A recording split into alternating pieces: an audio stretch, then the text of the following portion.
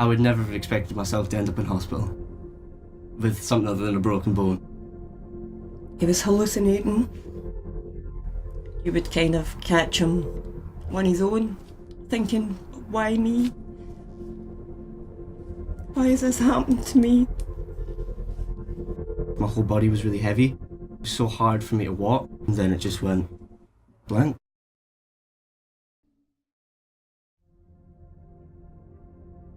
The day that I started feeling unwell was the day of the school cross country. It was hard. It was harder than I found it like normally. I was starting to struggle to breathe. Both me and his dad put down to he just exhausted himself by doing this cross country run. All we advised really was to have rest. I laid down on the couch. I kept zoning in and out of consciousness. We didn't realise at the time that's what was happening. He was unconscious. On that night, it was quite difficult for us to sleep. His sister was in the room across from him. She could hear him shouting, but he didn't know what he was saying. By 10 o'clock in the morning, I rang the doctor's surgery because Michael was delirious. He was seeing things that weren't there. Luckily his dad was there, so we both managed to sort of half carry him down the stairs. Michael collapsed when he got there. His blood was so toxic, he poisoned his blood basically by not having any insulin in his body.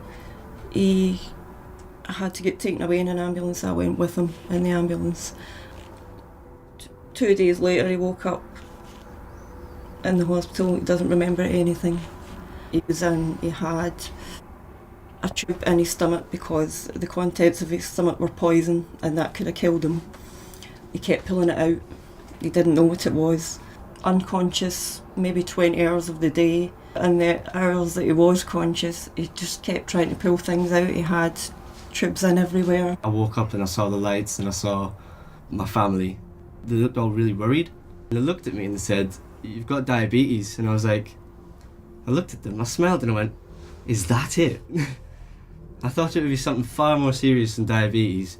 Whereas we were all thinking, thank God he's alive. He's potentially done that damage. No matter whether he gets on top of it now or not, could potentially still develop problems when he's older. There's always a possibility that later on in life, I could develop other diseases because of, diabetes, like I already have done with my thyroid. I could get things like arthritis. It can affect my feet. It does affect quite a lot of things. Like I have to go for regular eye checkups as well to make sure that I'm not losing my sight because of it.